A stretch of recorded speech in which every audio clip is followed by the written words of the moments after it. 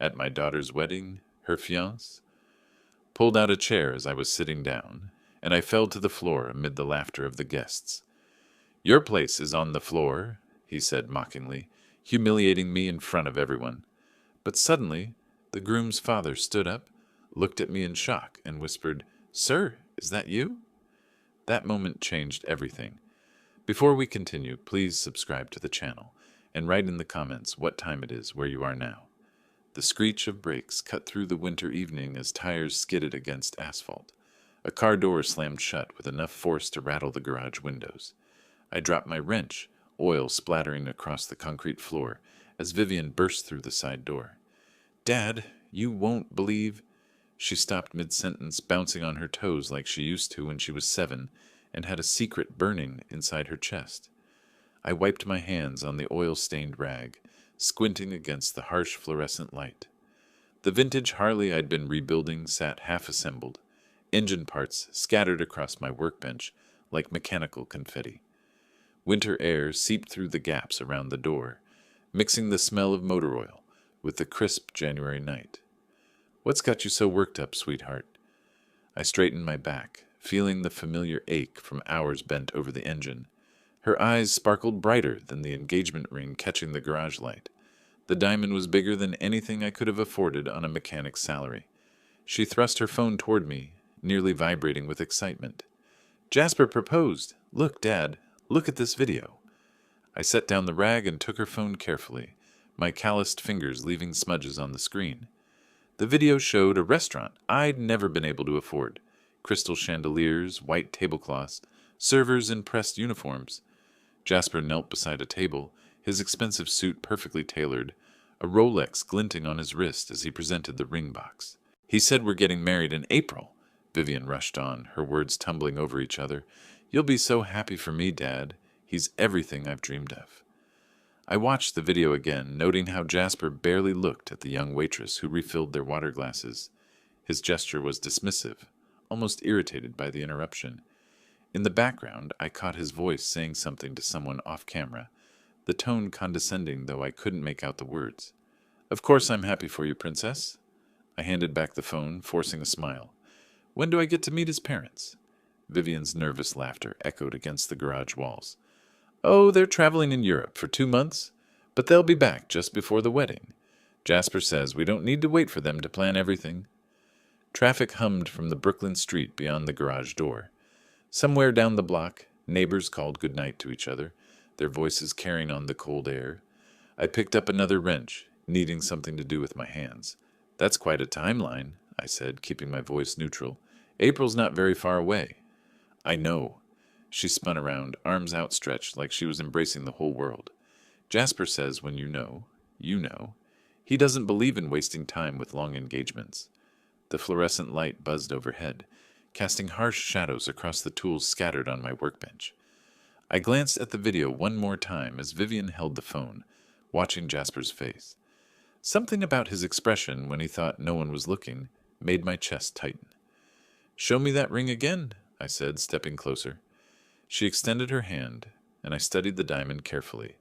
It was flawless, expensive, the kind of ring meant to impress rather than express love. The setting was modern, cold somehow, lacking the warmth of the simple band I'd given her mother 28 years ago. It's beautiful, Vivian. Really beautiful. Isn't it? He has such amazing taste. She pulled her hand back, admiring the way the stone caught the light. He wants to take you to dinner tomorrow night, so you two can get to know each other properly. I nodded, already thinking about the suit hanging in my closet, wondering if it would be nice enough for wherever Jasper had in mind. The oil stain on my work shirt seemed darker suddenly, more obvious under the bright garage lights. I'd like that, I said, though unease crawled up my spine like cold fingers. Just the 3 of us? Yes, his parents won't be back until right before the wedding. But that's perfect, actually. You'll have his full attention. She kissed my cheek, leaving behind the scent of her perfume mixed with the winter air still clinging to her coat. As she headed toward the door connecting the garage to the house, she paused. Dad, you're going to love him once you really get to know him. I promise. The door clicked shut behind her, leaving me alone with the half-assembled motorcycle and the echo of her words. I picked up the wrench again, but my hands had started to shake slightly. The video played once more in my mind. Jasper's dismissive gesture, the rushed timeline, the absent parents. I closed the garage door and headed inside, but the cold feeling in my chest had nothing to do with the January night. 2 hours later, I sat at the desk in my small home office, staring at the computer screen that had taken forever to boot up. The photo of Maria smiled at me from its place beside the monitor, her wedding dress white as fresh snow, her eyes bright with the same joy I'd seen in Vivian's face tonight. I touched the gold chain around my neck where my wedding ring hung, hidden beneath my shirt. The metal was warm from my body heat, a constant reminder of promises made and kept. I need to know who this boy is, Maria, I whispered to the photograph. Help me protect our girl. Facebook loaded slowly on my old computer. I'd found Jasper's profile easily enough. Jasper Hale, financial analyst at Morrison & Associates. His profile picture showed him leaning against a red Ferrari, sunglasses reflecting the camera flash, his smile sharp as a knife edge. I scrolled through his posts, each one making my stomach tighten further. Finally found someone who appreciates the finer things. Moving Up posted 3 days ago with a photo of an expensive restaurant bill. Old generation just doesn't understand modern success, still living in the past while we're building the future. From last week, with dozens of likes from friends whose profiles showed similar attitudes. In the comments section of a friend's post about getting a promotion at a construction company, Jasper had written, "Congrats, I guess. Some people are content with ordinary lives, not me." Ambition matters. My hands clenched into fists as I read through more posts. Photo after photo of luxury cars, expensive watches, high-end restaurants. But it wasn't the money that bothered me. It was the attitude behind every caption, every comment. The way he looked down on people who worked with their hands, who built things, who served others. A post from December caught my attention. Upgrading my lifestyle one smart choice at a time. Sometimes you have to leave your past behind to step into your future. The comments were filled with encouragement from friends who seemed to share his values.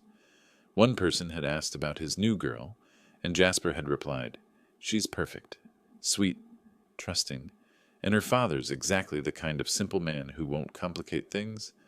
Simple man. The words hit me like a physical blow. I leaned back in my chair, the old springs creaking under my weight. Around me, the small office felt smaller suddenly. Family photos covered the walls. Vivian's graduation, her first apartment, birthday parties where she'd blown out candles, while I cheered from behind the camera.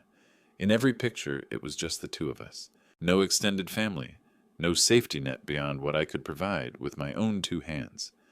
The military commendations hung in a simple frame near the bookshelf, but I rarely looked at them anymore.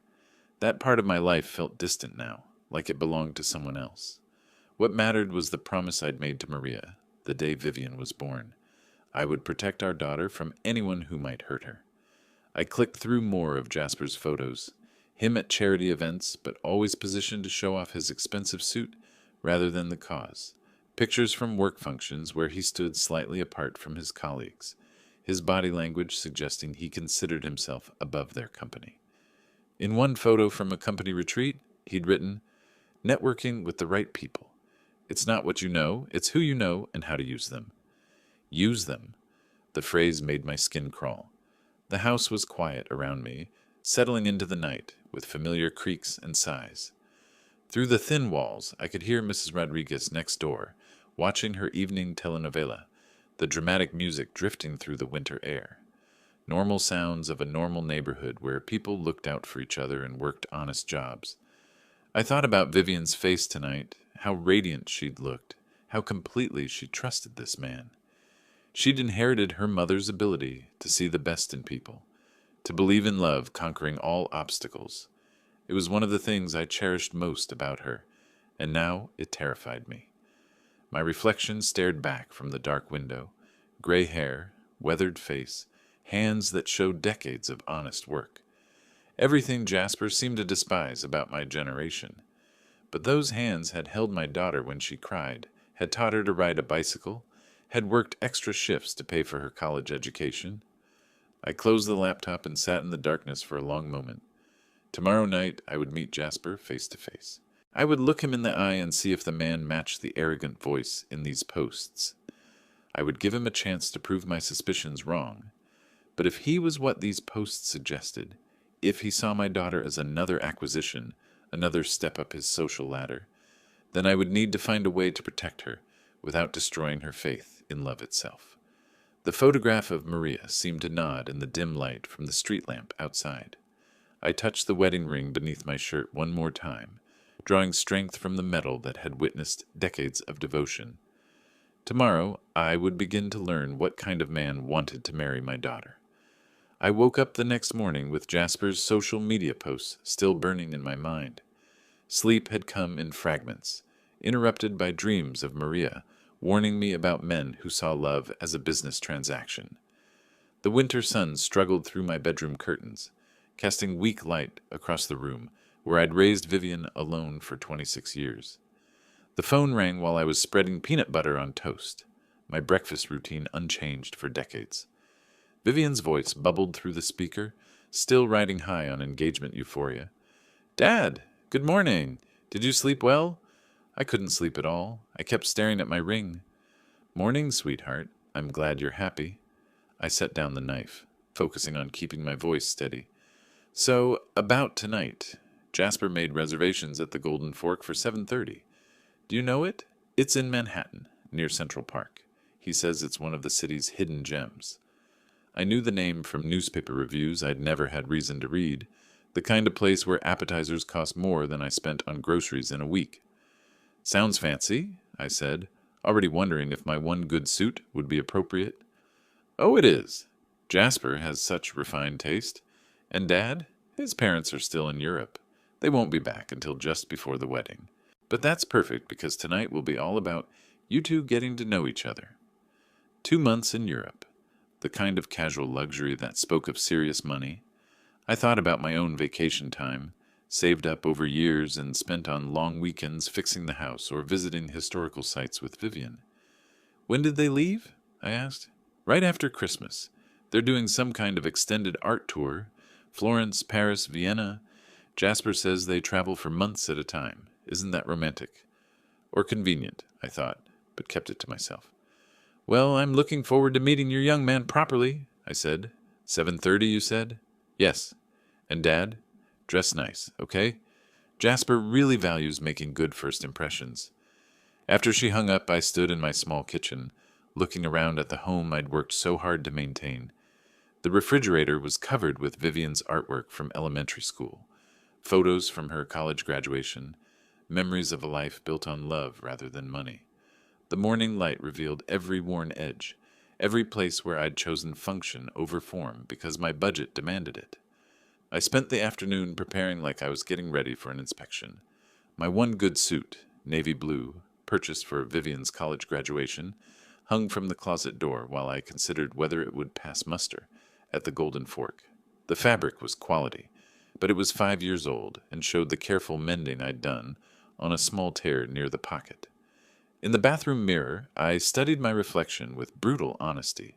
58 years old, hair more gray than brown, face marked by decades of outdoor work and the stress of single parenthood.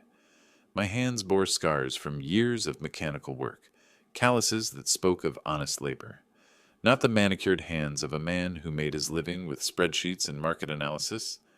I shaved carefully, using the electric razor Vivian had given me last Christmas. She'd said it would give me a professional look, and I'd accepted it with amusement, knowing she worried about me in ways that reversed our traditional roles. The suit fit well enough, though it felt strange after months of work clothes and casual wear. I'd kept myself in good shape despite my age, but the formal clothing emphasized how rarely I had occasion to dress up these days. Most of my social life revolved around neighborhood barbecues and Vivian's birthday dinners, events where comfort mattered more than appearance. As I adjusted my tie, I thought about the questions I wanted to ask without seeming intrusive. How long had he known he wanted to marry Vivian? What were his long-term plans? Did he understand the kind of woman she was? Someone who valued loyalty and kindness over material success? But underneath the polite inquiries I was planning, darker questions lurked. Why the rush to marry? Why were his parents conveniently absent? And most importantly, did he love my daughter for who she was, or for what she represented to him? I found myself thinking strategically, the way I'd learned to assess situations during my military years. Read the terrain, identify potential threats, plan multiple approaches to the objective. The objective tonight was simple: understand what kind of man wanted to marry my daughter. The photograph on my dresser showed Vivian, at age 10, gap-toothed and grinning as she held up a fish we'd caught during a camping trip upstate. She'd insisted on baiting her own hook, refusing to let me do it for her. "I can do things myself, Dad," she'd said with characteristic determination. That independent spirit had served her well in college and in building her interior design career. But it also made her vulnerable to people who might mistake her kindness for naivety, her trust for weakness. I grabbed my keys and wallet, checking the address Vivian had texted me.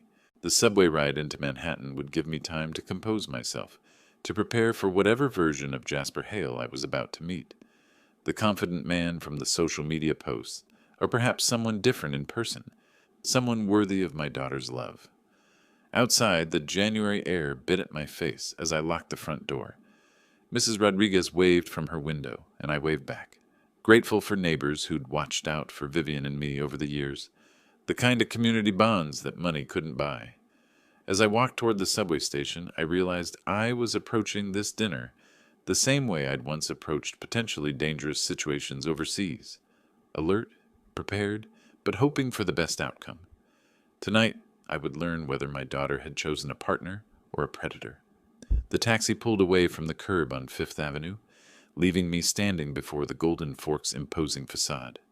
Crystal chandeliers gleamed through floor-to-ceiling windows, and a doorman in white gloves gestured toward the entrance with practiced elegance. I adjusted my tie one final time, feeling the weight of every dollar this place would cost. Inside, marble floors reflected the soft glow of amber lighting. Other diners spoke in hushed tones, their clothing worth more than my monthly mortgage payment. The hostess, a young woman with perfect posture and a smile that didn't reach her eyes, looked me up and down with barely concealed assessment. "Rhea's party?" I said, keeping my voice steady. She led me through tables where men wore watches that caught the light like small suns, and women draped themselves in jewelry that sparkled with each gesture. I spotted Vivian immediately, her face lighting up as she waved enthusiastically from a corner booth. Beside her sat Jasper, checking his phone with the casual indifference of someone accustomed to keeping others waiting. "Dad!" Vivian stood as I approached, but Jasper remained seated until the last possible moment, rising slowly as if the effort inconvenienced him. "Mr. Reyes?" His handshake was limp, dismissive, lasting exactly long enough to avoid outright rudeness. "Vivian's told me so much about you." The way he said it suggested she'd told him too much for his comfort. "Likewise," I replied, settling into the chair across from them. "Congratulations on your engagement." Jasper's smile was all teeth and no warmth. "Thank you. We're very excited about our future together." He signaled the waiter with an imperious gesture. "Wine selection tonight will be the 2008 Bordeaux, bottle service." No consultation, no question about preferences. The waiter nodded deferentially and disappeared. "So, Mr. Reyes." Jasper leaned back in his chair, fingers steepled like a man conducting an interview. "Vivian tells me you work with your hands. That must be satisfying." The pause before satisfying carried volumes.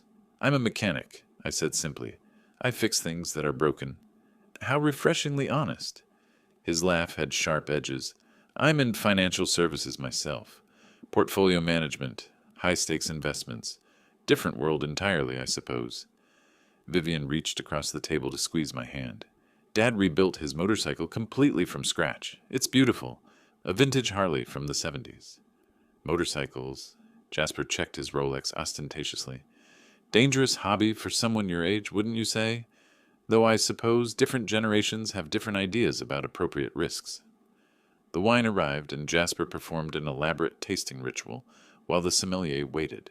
He nodded approvals, as if bestowing a great favor, then gestured for our glasses to be filled, without asking if we even wanted wine.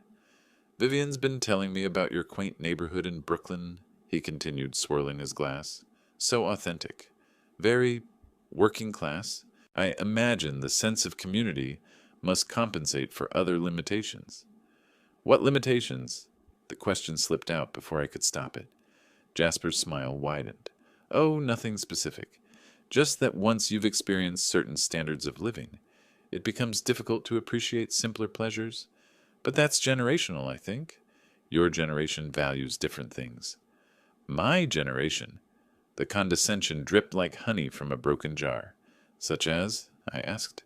Traditional values, I suppose. Hard work for its own sake rather than working smart.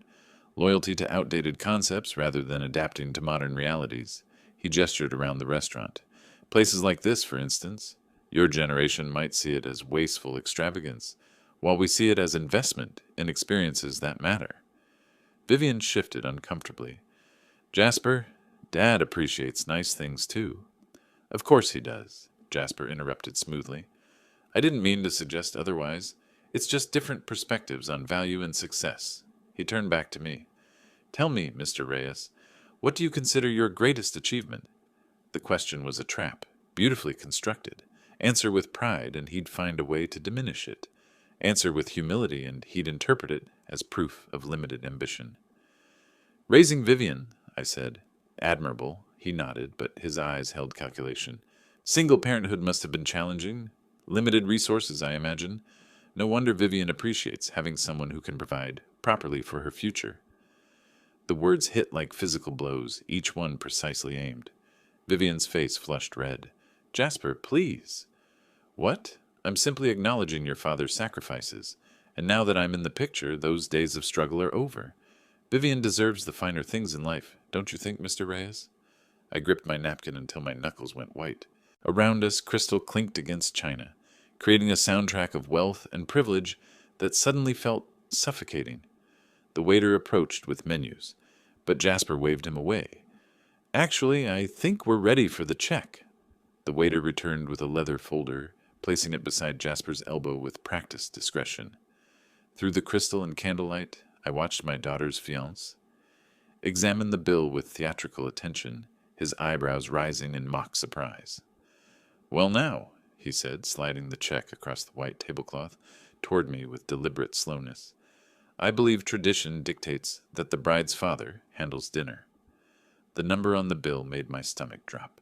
$347.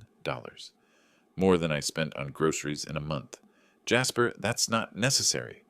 Vivian started, her voice strained. Nonsense, sweetheart. He waved her objection away without looking at her, his eyes fixed on my face like a predator watching prey. Your father wants to show his support for our engagement. Don't you, Mr. Reyes? The silence stretched between us like a wire under tension. Other diners continued their conversations, oblivious to the slow-motion disaster unfolding at our corner table. A woman at the next table laughed at something her companion said, the sound bright and careless in the amber-lit atmosphere. Of course, Jasper continued, leaning back in his chair with satisfaction. Your generation probably doesn't understand modern courtesies. In my circle, this is simply how things are done. My hands trembled as I reached for my wallet. The leather was worn smooth from years of use, a working man's wallet that had never carried the kind of money this restaurant expected. I could feel Vivian watching me, her face pale in the candlelight. Dad, please, I can... No. I placed my credit card on the check, praying the transaction would go through. It's fine, Princess. Jasper's smile was triumphant. Excellent. I do appreciate a man who understands proper protocol. He checked his phone again, scrolling through messages as if the moment of my humiliation was already forgotten. You know, Mr. Reyes, Vivian was worried you might not approve of our relationship. I told her mature adults always find ways to get along. The word mature landed like a slap. Around us, the restaurant hummed with quiet prosperity. The clink of expensive silverware, the whisper of designer fabrics, the soft laughter of people who belonged in places like this. I had never felt more like an outsider. I simply believe in treating people with respect, I said carefully. Respect? Jasper looked up from his phone, eyebrows raised in apparent confusion. I thought I was being quite respectful. After all, I'm allowing you to maintain traditional customs. Some men in my position might insist on modern arrangements, but I understand the importance of letting older generations feel useful. Vivian's wine glass trembled in her hand. Jasper, please stop. Stop what, darling? I'm simply having a conversation with your father. His tone was innocent, but his eyes glittered with malicious amusement. Unless he's uncomfortable with honest discussion about our different backgrounds. The waiter returned with my credit card and a receipt. I signed it with a hand that shook slightly, the tip amount painful but necessary to maintain dignity in front of the staff.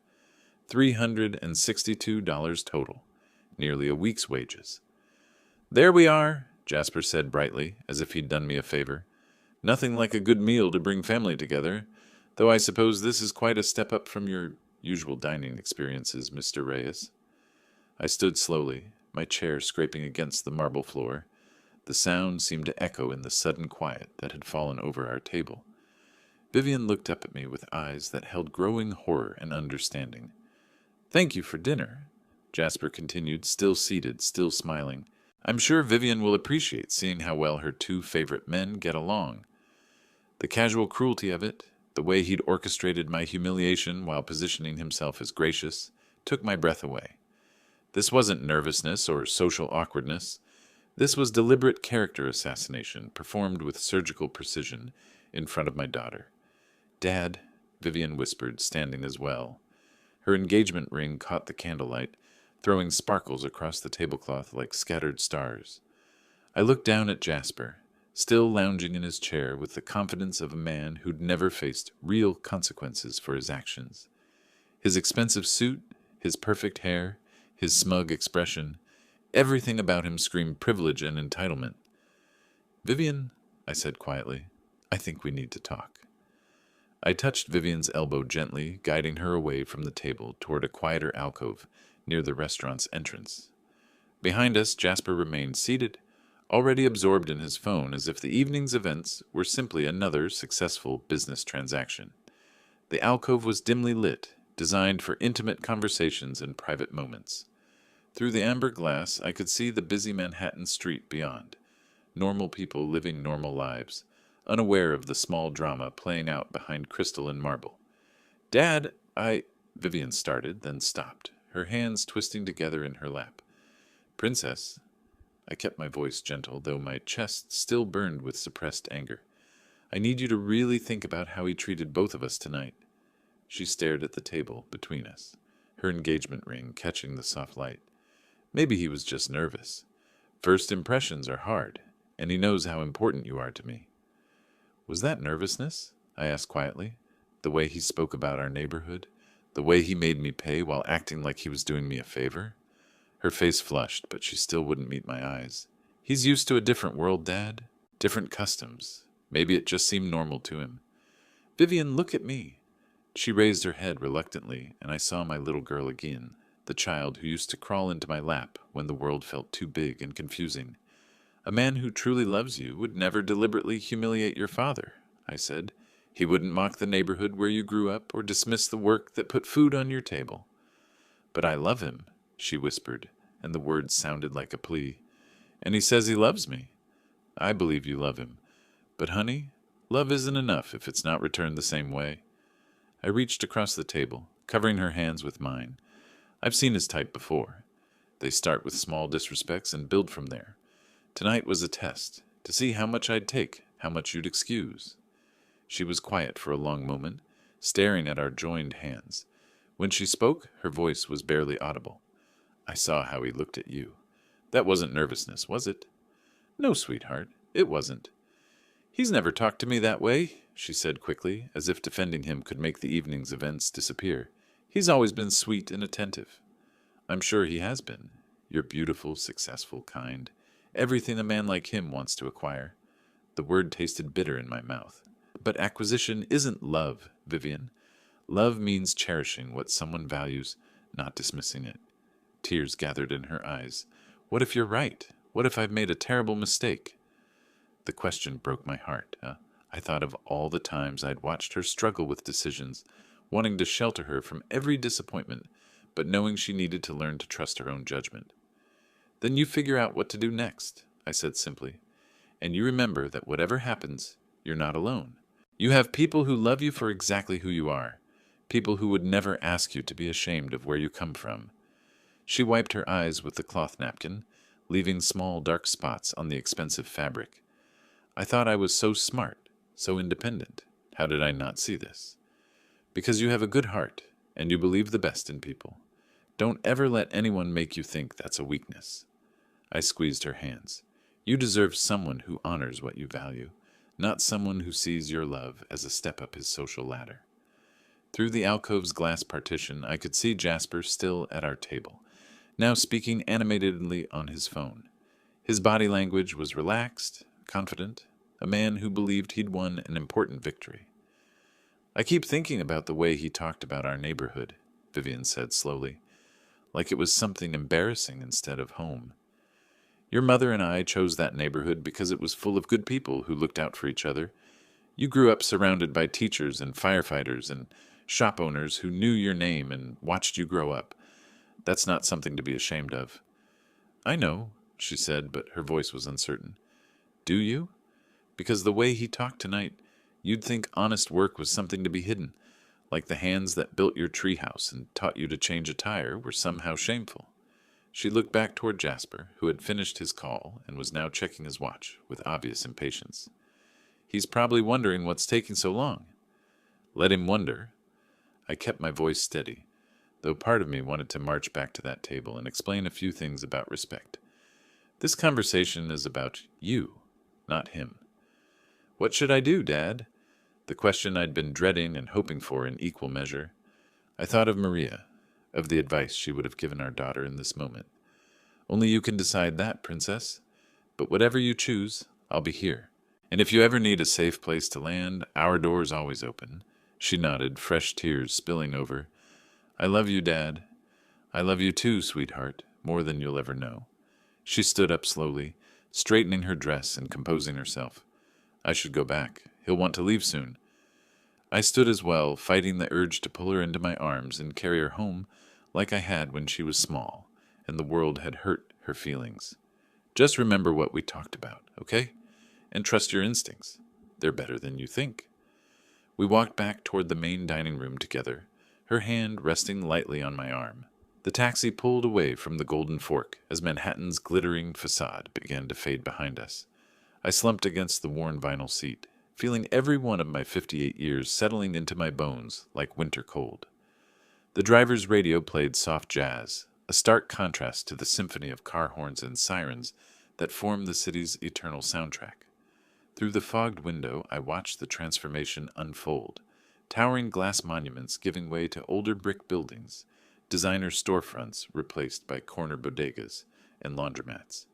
The people on the sidewalks changed too, from power suits and designer heels to work clothes and practical shoes. My world, the world Jasper had spent the evening mocking. My hand found the gold chain beneath my shirt, fingers closing around the warm metal of Maria's wedding ring. 28 years since I'd slipped it onto her finger, 18 since I'd taken it off for the last time. The promise I'd made at her bedside echoed in the taxi's quiet space. Take care of our girl, Gus. Keep her safe from anyone who'd hurt her. I thought I understood what that meant then. Scraped knees and teenage heartbreak, maybe some college boy who didn't appreciate her worth. I never imagined someone like Jasper, who could slice her self-worth into ribbons while smiling and calling it love. The Brooklyn Bridge stretched ahead, its cables catching the reflection of streetlights like a web of silver threads. Below, the East River flowed dark and endless toward the harbor where I'd first set foot in New York 40 years ago, fresh out of the service with nothing but hope and determination. What would you do, sweetheart? I whispered to the window, watching Maria's face form in the condensation. How do I protect her without losing her? But I knew what she'd say. Maria had never tolerated bullies, whether they wore expensive suits or torn jeans. When Vivian was 8 and Tommy Morrison kept pulling her braids at school, Maria had marched down to that playground and given Tommy a lecture about respect that left him wide-eyed and apologetic. Not through threats or intimidation, but through the simple, devastating power of moral authority. The taxi turned off the bridge into familiar territory. Brownstone apartments with fire escapes zigzagging down their faces, small front yards where people grew tomatoes and roses in equal measure. Mrs. Rodriguez's window glowed warm yellow, her evening telenovela providing soundtrack to the neighborhood's settling rhythm. I thought about Vivian's face in that quiet alcove, the way her certainty had cracked when I'd asked her to really look at Jasper's behavior. She was starting to see it, the condescension disguised as charm, the control masquerading as care. But seeing and accepting were different things, especially when your heart was invested in a different story. My chest tightened as I replayed the evening's humiliations, the way Jasper had dismissed our neighborhood as quaint, as if the place where I'd raised my daughter was some kind of museum exhibit. The calculated cruelty of sliding that check across the table, knowing exactly what it would cost me, knowing I'd pay it anyway for Vivian's sake. But it was more than money. It was the message behind it, that I was old, weak, irrelevant, that my values were outdated, my work meaningless, my love for my daughter nothing more than an obstacle to be circumvented. "You're wrong about that, boy," I said to the passing streetlights. "Dead wrong." The taxi slowed, turning onto my street, where the trees were just beginning to show the first hints of spring buds. Porch lights created pools of welcome warmth, and I could see Mr. Fox across the street putting out his garbage for tomorrow's collection. Normal people, living normal lives, building something solid with their hands and hearts. I'd spent 30 years in this neighborhood, watching children grow up and move away, helping neighbors through divorces and job losses and family celebrations. These were the people Jasper saw as beneath him, teachers and mechanics and shop owners who measured their worth in relationships rather than bank accounts. The wedding ring pressed against my chest as the taxi pulled up to my house. Through the front window I could see the living room where I'd taught Vivian to tie her shoes, where we'd watched Saturday morning cartoons and built blanket forts that covered half the furniture, where Maria and I had planned our future, and where I'd raised our daughter alone when that future was cut short. "I promised you I'd keep her safe," I said to the empty seat beside me. "That boy is dangerous, Maria. Not with fists or weapons, but with something worse. He wants to own her, not love her." The meter clicked off, and I handed the driver cash with a tip that would help him get home to his own family. As he pulled away, I stood on the sidewalk, looking up at the house that had sheltered 3 generations of honest living. Tomorrow, I would call Vivian. We'd talk, really talk, about what she'd seen tonight and what it meant for her future. I wouldn't try to control her choice, but I'd make sure she understood what choice she was making. And if Jasper decided to escalate this war, he'd start it. Well, he'd learn that underestimating a man based on his work clothes was a mistake that carried consequences. I climbed the front steps slowly, key turning in the lock of the door that had always been open to anyone who needed shelter or wisdom, or just a hot meal and someone to listen.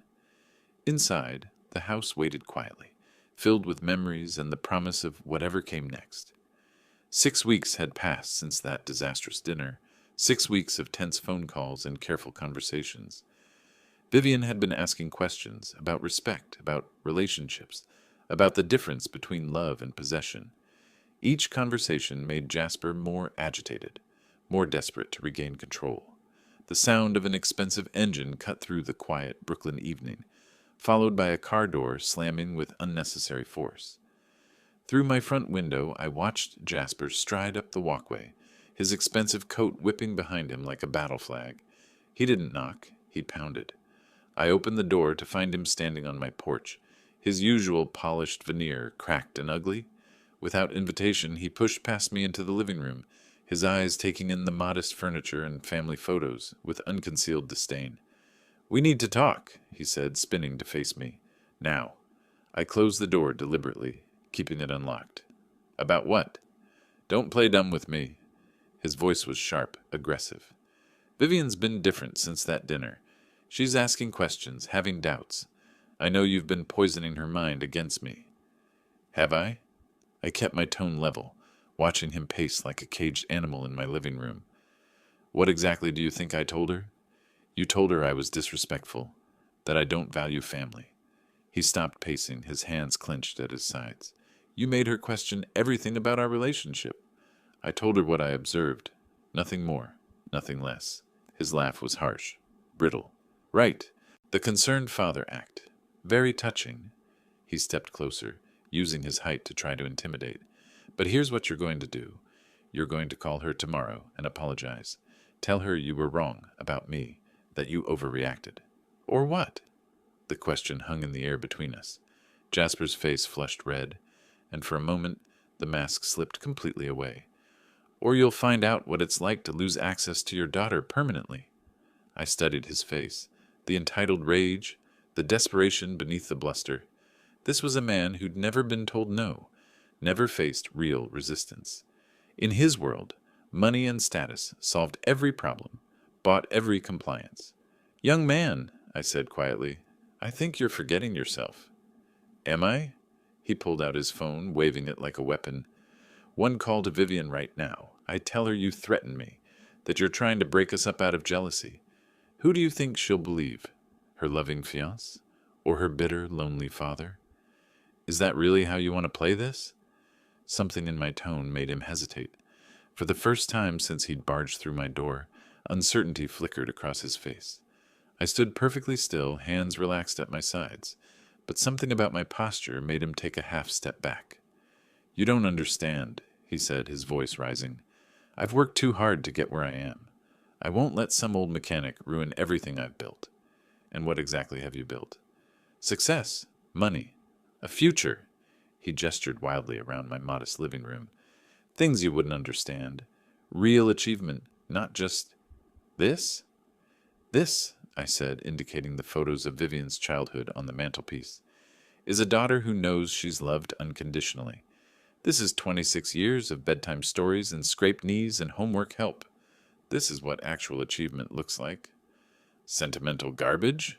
But his voice had lost some of its edge. "The world doesn't run on bedtime stories, old man. It runs on power and money, and knowing how to use both." "Maybe your world does." I moved slightly, not threatening, but positioning myself between him and the deeper parts of my house. "But Vivian comes from a different world, one where character matters more than bank accounts." He was sweating now, despite the cool evening, his expensive shirt starting to stick to his skin. "She'll choose me. When it comes down to it, she'll choose the life I can give her over whatever this represents." "Will she?" I asked mildly. Because from what I've seen lately, she's starting to understand the difference between being provided for and being valued. For a moment, I thought he might actually swing at me, his whole body tensed, hands curling into fists. But something, maybe the way I stood perfectly calm, maybe some instinct that warned him he was out of his depth, made him check himself. "This isn't over," he said, but the words lacked conviction. "Vivian's mine. She chose me, not this, not you. Vivian's not property, son. She doesn't belong to anyone." He headed for the door, then turned back one more time. "You have no idea who you're dealing with?" "Actually," I said quietly, "I think I have a pretty good idea." After he left, I stood in my living room listening to his car roar away into the night.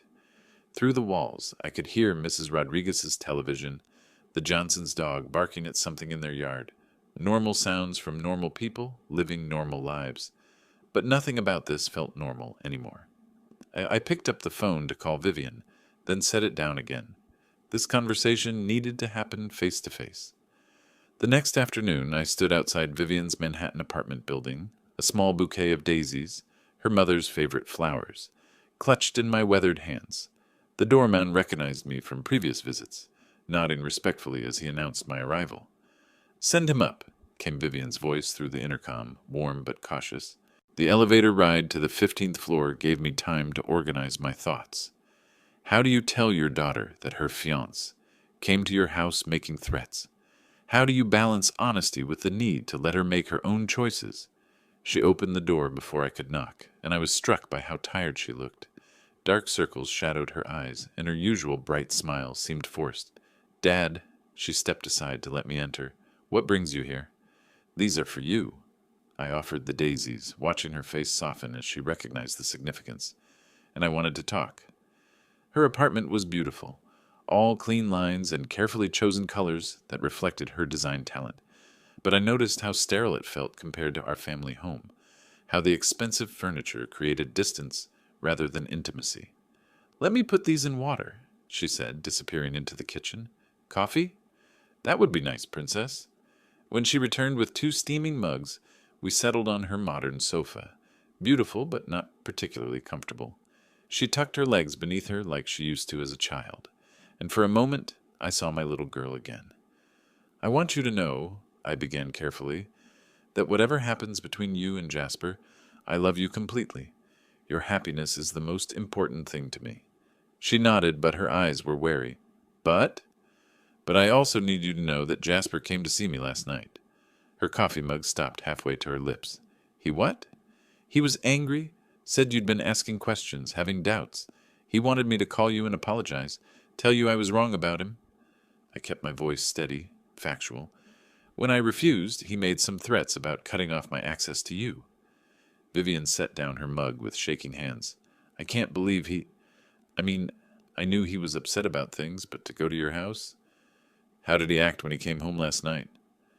She was quiet for a long moment, staring into her coffee. Agitated, angry. He said he'd had a difficult day at work, but now that I think about it... She looked up at me with growing horror. Dad, I'm so sorry. I never thought he would... You have nothing to apologize for. I leaned forward, covering her hands with mine. But I am worried about you. The way he spoke about you last night, like you were something he owned rather than someone he loved. Tears gathered in her eyes. I've been thinking about what you said at the restaurant, about respect and how people treat what you value. She wiped her cheek with the back of her hand. He's never talked about our neighborhood the way he did that night. Never made me feel ashamed of where I came from. And how do you feel about that? Confused, hurt. She pulled her hands free, wrapping her arms around herself. I love him, Dad. I really do. But the man I fell in love with wouldn't threaten my father, wouldn't try to cut me off from my family. People don't usually start with the big controlling behaviors, I said gently. They start small, criticizing your friends, making you feel guilty for spending time with family, making you question your own judgment. She was nodding, tears flowing freely now. He has been doing that. Little comments about my choices, about how I should dress for his work functions, about how my friends aren't sophisticated enough. She looked at me with dawning realization. How did I not see it? Because you loved him. Because you wanted to believe the best. I moved closer, wrapping my arms around her like I had when she was small and the world felt too big and confusing. That's not a weakness, sweetheart. That's who you are.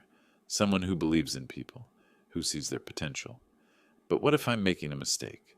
What if I'm throwing away something good because I'm scared? I thought about Maria, about the promise I'd made to protect our daughter from anyone who would hurt her. But protection sometimes meant stepping back, letting her find her own strength. Only you can answer that, I said. But I can tell you this. A man who truly loves you would never try to separate you from the people who matter to you.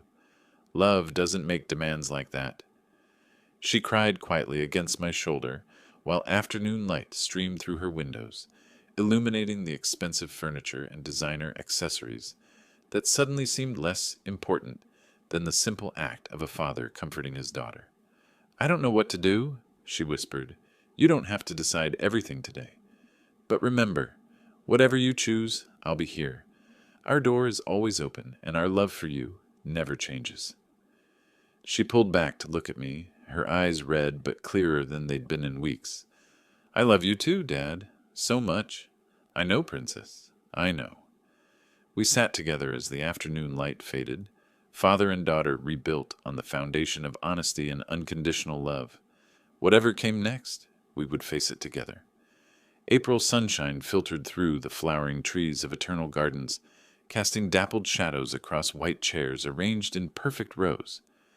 I stood at the edge of the reception area, tugging at my jacket, the same navy suit from Vivian's college graduation, now feeling inadequate among the sea of designer formal wear. Guests mingled in clusters, champagne glasses catching the afternoon light like scattered diamonds. I recognized none of them beyond a few of Vivian's college friends, who offered polite waves from across the lawn. Everyone else belonged to Jasper's world. Sleek haircuts, expensive watches, conversations about stock portfolios and European vacations. The ceremony had been beautiful. Vivian glowed in her mother's altered wedding dress. The lace Maria had chosen 40 years ago transformed into something that honored both past and present. When the minister asked who gave this woman, I'd stood with pride despite the knot in my stomach, knowing what reception likely held in store. "Excuse me, sir," a young man with a camera approached. "Could you step aside? We're trying to get family photos." I moved back, watching Jasper pose with his groomsmen, his smile razor sharp as he spotted me retreating. This was his domain now, his rules. Every gesture reminded me that I was here on sufferance, a necessary inconvenience to be managed and minimized. "Dad!" Vivian appeared at my elbow, radiant despite the tension I could see in her eyes. "Come meet Jasper's college friends." But as we approached the group, Jasper materialized with practiced smoothness.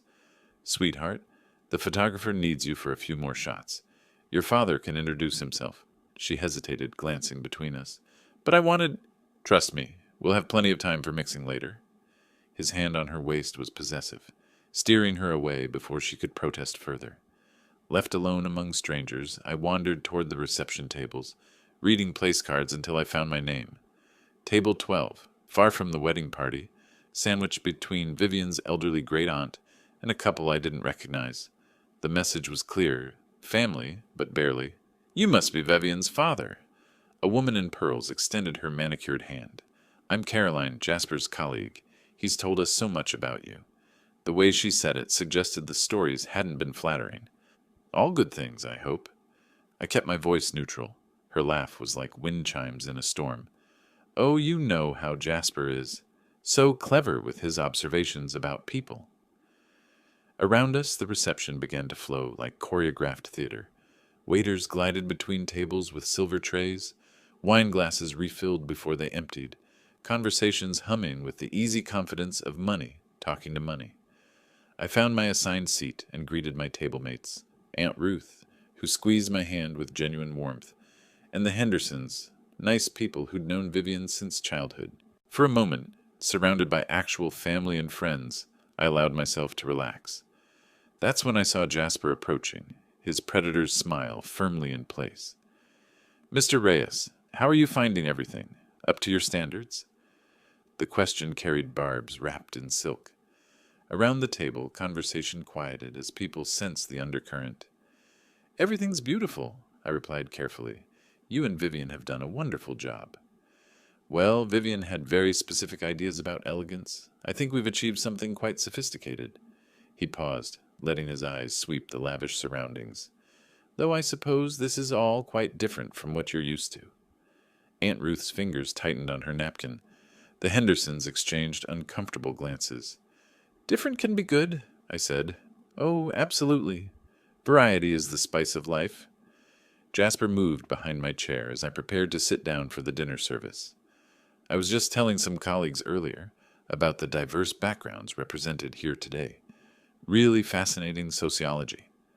I began to lower myself into the chair, one hand on each armrest, when I felt the sharp pull. The chair jerked backward just as my weight committed to sitting, sending me crashing ungracefully to the polished floor. The impact knocked the wind from my lungs. My jacket tore at the shoulder seam. Around me, conversation died as heads turned toward the sound. "Oops," Jasper said, his voice carrying clearly across the sudden quiet. "Looks like someone's getting a bit unsteady on their feet. Age catches up to all of us eventually." But his eyes blazed with triumph, and in that moment, his mask slipped completely. "Maybe you'd be more comfortable closer to ground level anyway. Your place is on the floor." Gasps rippled through nearby tables. Aunt Ruth half rose from her seat, horror written across her weathered features. The Hendersons stared in shock at behavior that violated every principle of basic decency. From across the reception area, I heard Vivian's cry of distress as she spotted me on the ground, her bouquet falling forgotten as she rushed toward the scene. I lay there for a heartbeat, feeling every one of my 58 years, surrounded by the silence of 100 people who'd just witnessed deliberate cruelty disguised as accident. Through the flowering trees, spring sunshine continued to dapple the reception tables with cheerful light, indifferent to the ugly moment playing out beneath. Behind me, I heard the rustle of expensive fabric and caught a familiar voice saying, "Nancy, hurry, we're already so late." The late arrivals entered through the garden's main archway, a distinguished couple still showing signs of hasty travel. The man moved with unmistakable military bearing despite his civilian clothes, scanning the reception with practiced eyes that took in everything: the uncomfortable silence, the scattered guests, and the man being helped from the ground. "Sol, there you are!" A woman near the entrance waved relief. "We were so worried about the flight delay." But Sol Hale had stopped moving entirely, his attention locked on the figure struggling to stand with his daughter's assistance. Something about the way the older man held his shoulders, even in distress, triggered a memory buried deep in combat-trained reflexes. "It can't be," he whispered, leaving his wife Nancy's side without explanation. I was dusting off my torn jacket when I heard boots crossing the reception area, with purpose. Military boots, though the man wore dress shoes, the sound of someone who'd spent decades learning to move with authority and intention. "Sir?" The voice cut through the murmur of uncomfortable guests. "Sir, is that really you?" I looked up from straightening my tie to find a face I hadn't seen in 20 years, aged but unmistakable. Gray now touched his temples. Lines marked his features, but the eyes held the same steady intelligence I remembered from desert bivouacs and midnight patrols. "Saul?" The name escaped before I could stop it. "Soldier Hale?" His face transformed with recognition and something deeper, the bone-deep gratitude of a man whose life had been saved and never forgotten. "Sergeant Reyes, I can't believe... What are you doing here?" Around us, guests leaned closer, sensing drama but not understanding its source. Jasper stood frozen, his triumph curdling into confusion as his father approached the man he'd just humiliated. "This is my daughter's wedding," I said quietly, glancing toward Vivian, who watched our reunion with growing amazement. Sol's eyes widened as the impossible coincidence registered. His gaze swung to Jasper, then back to me, processing implications that would reshape everything he thought he knew about this day. "Your daughter," he began, then stopped, as understanding hit him like artillery fire. His voice rose, carrying across the reception with the projection of a man trained to address troops in combat zones. "Ladies and gentlemen, I need everyone to understand something." The authority in his tone commanded immediate attention. Conversations ceased. Waiters paused mid-service. Even the string quartet lowered their instruments. "This man," Sewell continued, his hand falling on my shoulder with reverence, "is Sergeant Gus Reyes, United States Army. In April 2003, forward operating base Charlie in Iraq, insurgents overran our position during a night patrol." Nancy appeared at his side, recognizing the story she'd heard countless times, but never expecting to meet its hero. Her eyes filled with understanding as she looked between her husband and the man who'd saved him. "I was wounded, trapped under enemy fire." Saul's voice carried emotion that 20 years hadn't diminished. "This man, this hero, risked his life to pull me to safety. He carried me 300 yards through active gunfire to the evacuation point." Gasps rippled through the crowd. Heads turned toward me with new awareness, recontextualizing everything they'd witnessed. The man on the ground wasn't some working-class embarrassment. He was a decorated veteran who'd earned his honor in blood and courage. "I recommended him for the Silver Star," Sol continued, his voice thick with pride and emotion. "For valor under fire, for saving the life of a fellow soldier when any reasonable person would have sought cover." Jasper's face had gone white as desert sand. His mouth worked soundlessly as the magnitude of his miscalculation became clear. The simple mechanic he'd been tormenting was a war hero, decorated for the kind of courage Jasper couldn't imagine possessing. "He never told me," Vivian whispered, but her voice carried in the stunned silence. Tears streamed down her cheeks as she looked at me with new eyes. "Dad, you never said anything about—" "I just did my job, Sewell," I interrupted, uncomfortable with the attention. "Any soldier would have done the same thing." "No, sir, not any soldier." Sewell's voice cracked with emotion. "You saved my life so I could come home to Nancy, so I could see my son grow up, so I could walk him down this very aisle today."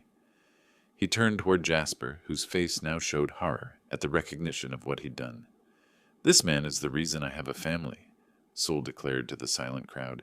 "He's a genuine American hero, and if I just witnessed someone treating him with anything less than complete respect—" His eyes found Jasper's, carrying a father's disappointment that cut deeper than any shouting could. The reception area buzzed with whispered conversations as guests processed the revelation. Wine glasses sat forgotten on tables as people stared at the torn-jacketed man who'd carried their host's father to safety under enemy fire. From her position beside me, Vivian reached for my hand, squeezing it with fierce pride and love. "Welcome home, Sergeant," Soul said formally, snapping to attention in his dress clothes, a soldier honoring his commander one final time. The silence stretched like held breath until Jasper stepped forward, his face ashen but resolute. The confident predator who'd orchestrated my humiliation had vanished, replaced by a young man confronting the wreckage of his own character. His voice cracked. He cleared his throat and tried again, moving toward the microphone the band had been using for announcements. "I need to address everyone here." Guests shifted uncomfortably as he adjusted the microphone with trembling hands. Vivian moved closer to me, her grip on my arm tight with apprehension. What happened here tonight, what I did, was inexcusable. His words carried across the reception area, amplified for everyone to hear. "I've spent months treating this man with disrespect and contempt, and I just learned why that makes me not just wrong, but despicable." Nancy Hale pressed her hands to her mouth, recognizing her son's anguish. Soul stood rigid, waiting to see if the boy he'd raised could find the courage to make things right. "My father just told you that Sergeant Reyes saved his life in Iraq." Jasper's voice gained strength as he forced himself to continue. "What he didn't tell you is that for the past few months, I've been treating this war hero like he was beneath me. Because he's a mechanic. Because he lives in Brooklyn instead of Manhattan. Because I was too insecure and stupid to see past my own prejudices." A woman at table 6 whispered something to her companion. I caught fragments. Pulled the chair, deliberately humiliated. I made fun of his neighborhood, his work, his values. I forced him to pay for an expensive dinner just to watch him struggle with the bill. Jasper's confession grew more painful with each admission. Tonight, I pulled his chair away and watched him fall, then told him his place was on the floor. Gasps echoed across the reception. Several guests looked toward me with expressions ranging from sympathy to outrage. The photographer, still holding his camera, seemed unsure whether to document this unprecedented breakdown of wedding protocol. "And why did I do all this?" Jasper continued, his voice raw with self-recrimination. "Because I was afraid. Afraid I'd never measure up to my father's service. Afraid that Vivian would see I'm not half the man either of them is. So I tried to tear down someone who deserved only honor and respect." He turned directly toward me, abandoning the microphone to speak from his heart. "Mr. Reyes, Sergeant Reyes, I am profoundly sorry. You saved my father's life, and I repaid that debt by trying to humiliate you in front of your daughter. I don't expect forgiveness, but I'm asking for the chance to earn it." The reception area had gone completely still. Even the catering staff had stopped moving, transfixed by the public dismantling of a man's pride in service of his conscience. "I want to learn from your example," he continued, his voice breaking. "I want to become the kind of man who deserves to be part of your family, the kind of man who protects and honors what matters, instead of attacking it out of fear." Tears streamed down Vivian's face as she watched her new husband strip away every pretense, every defense, laying his flaws bare before God and everyone. Nancy had moved to Saul's side, both parents watching their son with a mixture of heartbreak and hope. I stepped forward, feeling the weight of Maria's ring against my chest and the promise I'd made to protect our daughter. But protection sometimes meant teaching others how to love her properly. "Son," I said, my voice carrying clearly in the silence, "it takes more courage to admit mistakes publicly than it does to make them privately. What matters now isn't what you did. It's what you choose to do going forward." Relief flooded his features as I extended my hand, then pulled him into the embrace his apology had earned. Family means supporting each other through everything, the good times and the times when we fall short of who we want to be. "Welcome to our family," I said quietly for his ears alone, "and thank you for loving my daughter enough to become worthy of her." Sewell approached with military precision, but his eyes held the warmth of a father whose son had finally learned the lessons that mattered most. "I'm proud of you, Jasper. This is the man I raised, The one I knew was in there. Nancy joined our circle, tears flowing freely as she embraced both Vivian and me. I'm so sorry for what you endured, but I'm grateful my son found the strength to make it right. The photographer raised his camera hesitantly. Should I? Yes, Vivian said firmly, her arm around my waist and her hand finding Jasper's. Document this, the moment our family really began. As applause began slowly and built to a crescendo, I felt Maria's presence as surely as if she stood beside me. Our daughter had chosen well, not the man Jasper had been, but the man he was becoming. The band resumed playing, couples moved toward the dance floor, and somewhere in the garden's flowering trees, spring sang its eternal song of growth and second chances. If you like this story, please like this video, subscribe to the channel, and share your impressions of this story in the comments. To listen to the next story, click on the box on the left. Thank you for watching.